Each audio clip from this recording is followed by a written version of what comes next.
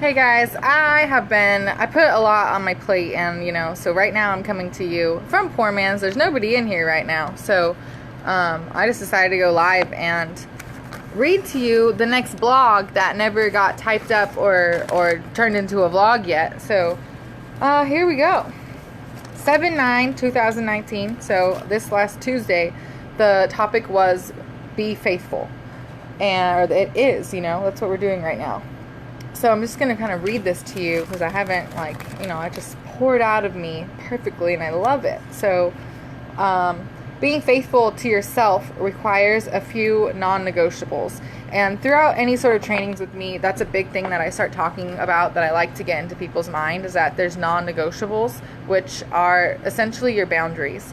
So being faithful to yourself requires a few certain non-negotiables. First, you must maintain your identity, as in you need to be who you are. And if this is difficult for you, then just be thankful that the new Lion King movie is coming out, because Simba is always going to be there to help you remember to be who you are, right? Like Rafiki's going to just smack you on the head with that shit, or the universe, right? Whoever Rafiki is embodying cosmically. Just go watch The Lion King again. You'll get, you'll cry, you'll laugh, it'll be great, it'll be beautiful, and maybe it'll help you like it helps me to remember who I am, because our identity is what we are going to find our self-assuredness in. So, let me move on here. So, remember some time where you felt like you lived some really fucking great day. It was just such a good day. Remember that day. Remember what you were wearing. We could probably take it up a notch and breathe in and out, and turn your eyes up towards the point between your eyebrows, and continue your cycle of breath in and out.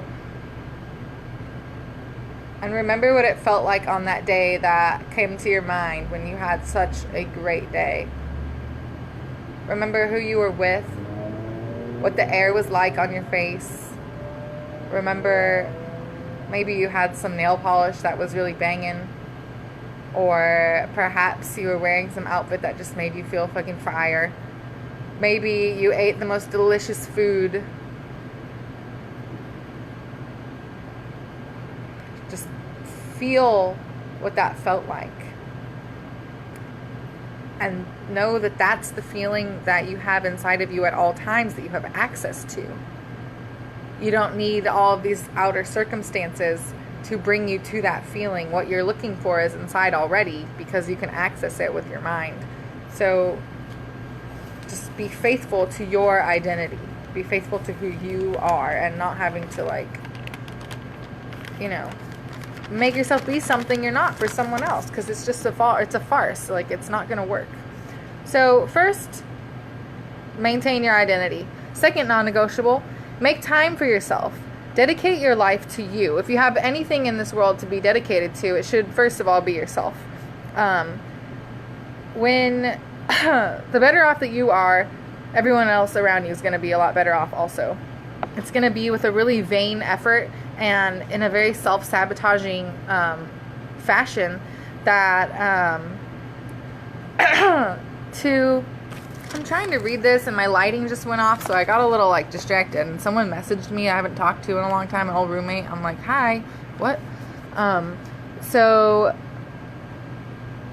it'll be with a vain effort and in a self-sabotaging kind of fashion to play your cards of oh, I'm so exhausted because I'm taking care of everyone else all the time. I hear this a lot in my practice, and I get it, there's a lot of people that need a lot from us, but a lot of the time that's because we haven't created our boundaries with them, and so we're doing a lot more than we really need to be doing, because we need to require them to do things also, right?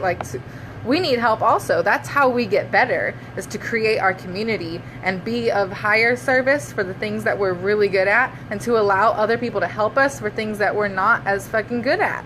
It's okay. We don't have to be everything all the time. We just have to be really good at what we're doing when we're doing it. And to be able to separate it and know these are the things that I'm strong at and these are the things that I need help with, when we can like really acknowledge that without feeling like some sort of shame or like embarrassment or something, then we're going to do so much better, and we're going to become something so much better. So let me keep on reading these notes here. So I just said, get over it. We all have shit that we want to do and shit that we feel is important to be done. And the people and people that we want to love better. And that's really why we get into this like mode of being like exhausted all the time, right? It's like, oh, I want to do this and this and this and this and this because I feel like I need to, so that I can provide this something for someone else, when really that something is that feeling on that perfect day. And you need to provide it for yourself, because when you feel that feeling for yourself, you are so much more productive. And when you are so much more productive, your example is just of high productivity, of feeling in a feeling of alignment instead of like a hustle, right? And I know that there's like a lot of that juxtaposition going on in social media right now, but as far as, you know, soul and like spiritual work, it's a lot better to be like in the flow than it is to just be on a grind. And I think that makes sense to anyone here. So when we get to give unconditionally once we get really, really good at taking care of ourselves. The better that we get at taking care of ourselves, the more of ourselves we'll have to give, and we'll be coming from a much deeper, more secure spot. And it's just going to be like an abundant bank of love that's in there, and you can just throw it out on everybody because you have so much to give. You don't have to feel depleted and exhausted all the time. Let's move on. So this bank will kind of appear miraculously or something, and it'll serve our friends and family and anyone at a much higher level and with much more ease, because we'll be giving from an abundant and well taken care of body and mind. And so what I mean here is that we can all allow our soul's efforts to pour out of us naturally. So instead of, waking up and feeling the anxiety of all of the things that have to be done today, and it's like, just like off to the rat race, it's more like getting into a mentality where you wake up and you're like, oh yeah, I get to go do this and this and this today. And I'm so stoked because I know that when I do those things, these people are going to feel this way and it's going to be good. And it's less effort and more joy and higher productivity, which is the main thing, because it's all about running your home and as a business or something, right? Like that's what I think of it as, Bottom line is we all need resources, and so we need to be in a really productive mind state so that we can have what we want, so we can have more of what we want. So first non-negotiable is to maintain your identity. The second is to make time for yourself. The third, and I don't know how to properly verbalize it, but it's the zipper that ties it all together. To be faithful, we must do what we love. We must do what we love without expectation. And that's going to mean whatever it means to you. Let me keep going. Remember the Mother Teresa quote. It's like a paragraph or something, and she consistently says, love them anyway. People will be, horrible and blah, blah, blah, and they're going to not care and all the things. Just love them anyway. So by being faithful, we have to do what we love without expectation. And what I mean by doing what we love without expectation, hey Britt, is, I'm just going to start this over because I just started the third one and Britt just got here. So the first non-negotiable for being faithful is to maintain your identity. The second non-negotiable for being faithful is to take care of yourself. The third, and the zipper that ties it together, is that we must do what we love without expectation. And I started talking about Mother Teresa, where she has, this quote where she just consistently says over and over again, love them anyways. When we are doing what our soul's work is, what we know that we are aligned and here for, we have to do it for ourselves. And that's where the faith comes in.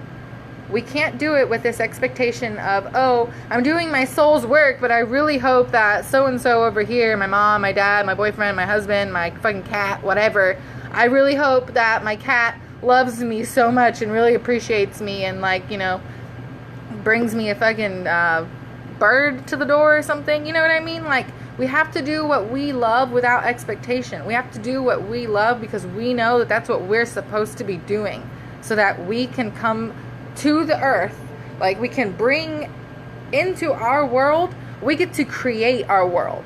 We bring it forth. It is not, oh, I'm going to get kudos from someone who has seen 100 other people be this certain way and they recognize that I'm similar to that. No, it's coming forth and doing our good work so that people around us, they might notice us, but if they do notice us, the things they're saying are, wow, I've never seen that before. And you're like, yeah, it's good. I'm doing good here. Do the good work for your soul, for you. Don't get caught up in needing validation or kudos from the excellent work you're doing. Know within yourself and push forward. Be faithful to your life vision by actively creating it. You bring the life and you bring the dreams. Hold on a second here. You bring the life to your dreams. And with your faith, the next right choices or actions are going to fall out of the sky and into your lap. So when you can remain faithful to your dreams without expectation, that's when the miracles happen. When you remain faithful to yourself and you keep with your non-negotiables, you know, these miraculous things will occur. Some random person is going to get in touch with you. Something else is going to happen. Like, things happen. It's usually networking, right? Especially for the modern age with social media. So, just remember that the next right action is always there and that it comes from within you. And be faithful because it's your ticket to success. And success is not exhaustion or like working hard in vain. Success is doing what you love, right? Success is feeling good about doing the work that you love. So I love you all a lot. And next time, maybe, you know, I'll feel more professional or something if I'm coming from like my little yellow room with excellent lighting. But as for now, I'm here at Poor Man's. Talk to you all later. Eat your vegetables, drink your water, and go to sleep on time. Love you guys. Bye.